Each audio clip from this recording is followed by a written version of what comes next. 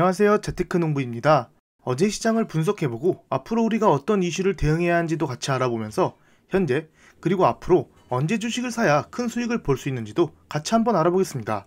그럼 바로 시작하겠습니다. 구독과 좋아요 부탁드립니다.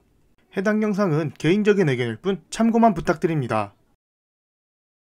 저번 주 목금에는 나스닥이 잠깐 쉬어가더니 오늘은 1.9%가량 오르면서 다시 상승세를 보여주고 있습니다. 이제는 고점 대비 약 10.4% 하락한 상태입니다. 그렇다면 어제 시장의 주요 상승 원인을 한번 알아보겠습니다. 첫 번째로 이유가 러시아군이 장악했던 우크라이나 소도시 부차 등에서 민간인 집단 학살이 자행됐다는 의혹과 관련해 러시아에 대해 신규 제재가 논의되고 있습니다.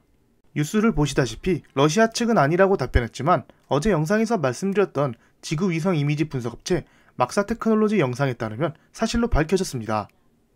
정말 말도 안 되는 일들이 발생하고 있는 듯합니다. 또한 러시아 우크라이나 협상이 진전되지 않으면서 유가는 다시 $100를 돌파했습니다.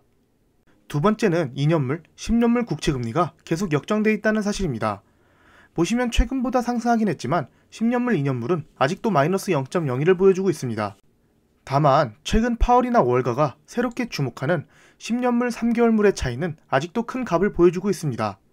빨간 네모를 보시면 최근 경기 침체였던 코로나 때부터 과거 경기 침체를 이렇게 쭉 봐보면 동시에 역전 현상이 발생했는데 지금은 서로 다른 경향을 보여주고 있습니다. 그렇기 때문에 경기 침체가 당분간은 오지 않을 것이다 라고 분석하는 사람들이 많습니다.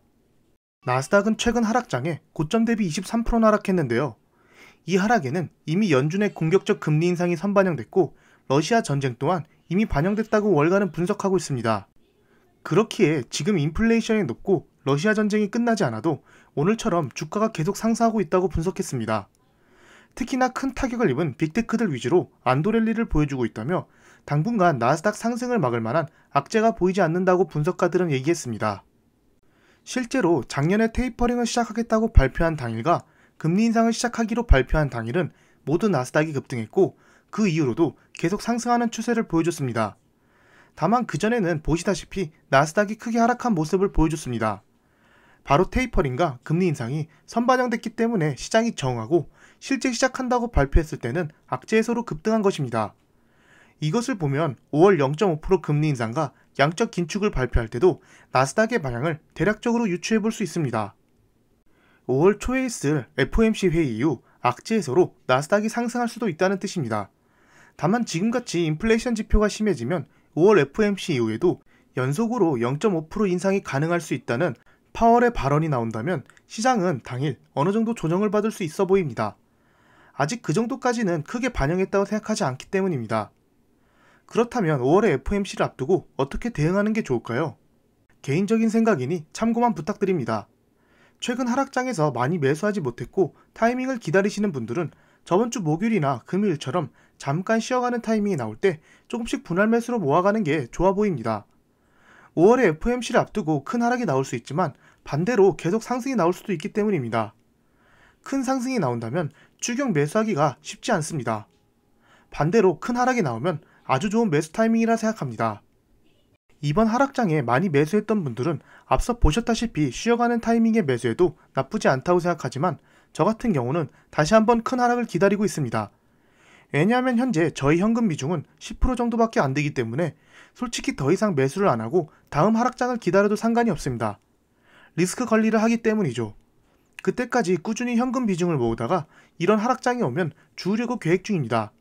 만약 나스닥이 앞으로도 계속 상승하면 즐기면 되겠지만 다시 한번 큰 하락이 나온다면 남은 현금을 어느 정도 써서 좋은 주식들을 다시 한번 기계적으로 매수하려고 기다리고 있습니다. 하지만 주가는 위아래 앞으로 어떻게 될지 전 세계 누구도 모릅니다.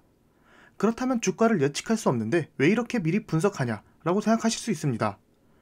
왜냐하면 앞으로 있을 악재나 이벤트 등을 분석해서 대응할 능력을 키우기 위해서입니다. 만약 나스닥이 또 한번 급락이 나왔다고 가정해봅시다. 앞서 우리가 FOMC 내용과 어떻게 대응할지 미리 공부를 했고 이번 하락 또한 결국 좋은 매수 타이밍이다라는 것을 미리 분석해서 알 수 있었습니다. 그러면 시장이 하락해서 어쩔 수 없이 떨어지는 좋은 주식들, 예를 들어 빅테크들을 줍는 것이죠. 양적 긴축과 금리 인상이 애플이나 마소, 구글의 기업 가치에 영향을 줄까요? 전혀 아닙니다. 빅테크들은 최근 하락장에서도 계속해서 좋은 실적과 가이던스를 보여줬으며 끊임없이 기업 가치를 높이고 있습니다. 빅테크들의 가치와 시장에 대한 분석을 꾸준히 해왔기 때문에 우리는 멘탈을 잡고 좋은 주식을 살 수 있습니다. 만약 공부를 하나도 안 하고 13,000대까지 큰 급락이 오면 시장은 이제 주식을 다 팔아라, 헤드앤숄더였다 하면서 공포뉴스를 내보내기 때문에 좋은 주식을 좋은 가격에 샀어도 제대로 된 분석 없이 느낌으로 매도할 수 있기 때문입니다. 이런 경우 다시 급반등이 나올 때 더 비싼 가격의 종목을 사거나 살 타이밍을 놓치게 됩니다. 앞서 말씀드린 투자 방법은 모두 나스닥은 우상향이다라는 전제하에 투자를 하는 것입니다. 지금까지 세계는 리만 브라더스, 전쟁, IT 버블, 코로나 등을 겪었지만 멀리 보면 결국 우상향이었습니다. 그렇기에 악재로 인해 하락은 좋은 주식을 싼 가격에 살 수 있는 좋은 기회입니다.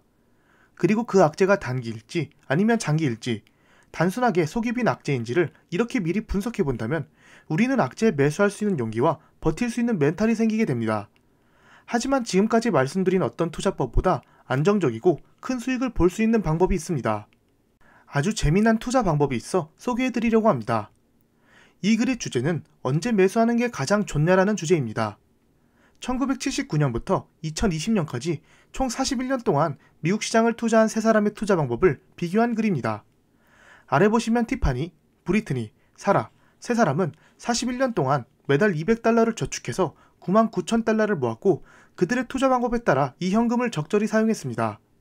참고로 그들은 모두 S&P 500 지수 펀드에 투자했고 한번 매수한 이후 절대 매도하지 않았고 배당금을 재투자했습니다. 41년 후에 그들의 투자 방법에 따라 수익률은 어떻게 나왔을까요? 일단 그들이 투자한 기간 동안 보시다시피 엄청난 하락이 많이 나왔습니다. 블랙 먼데이, 쿠웨이트 전쟁, 닷컴 버블, 리만 브라더스, 코로나 등 지수를 50% 이상 하락한 악재들도 있었습니다. 그렇다면 이런 악재들 속에서 그녀들이 어떻게 투자했는지 알아보겠습니다. 먼저 티파니입니다. 표정을 보시다시피 그녀는 항상 최고점에서 투자를 했습니다. 처음 8년 동안 저축해서 블랙 먼데이 직전에 그녀는 투자했고 그 결과 33%의 폭락을 직접 맞았습니다.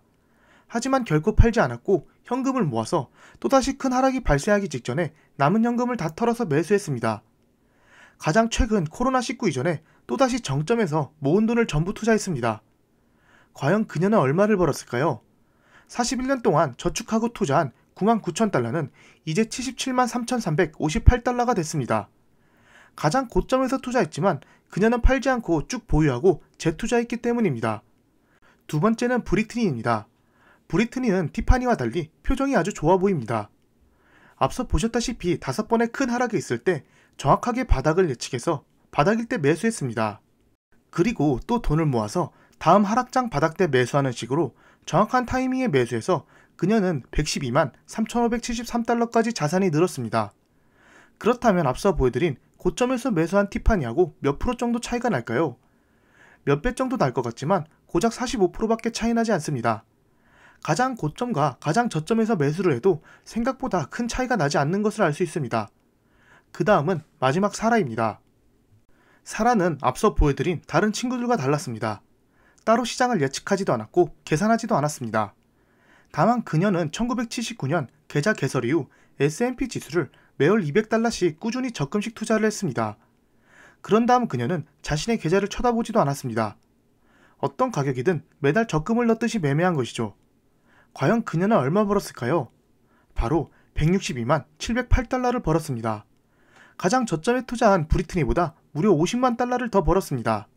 그렇다면 소개해드린 3명의 매매법을 다시 한번 정리해보겠습니다. 자료를 보시면 사라가 압도적으로 많이 번 것을 볼 수 있습니다.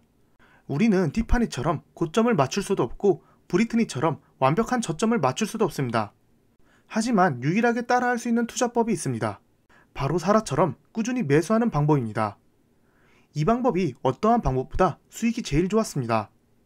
결국 지금의 하락과 앞으로 나올 또 다른 하락장은 우리가 두려워할 필요가 전혀 없다고 생각합니다.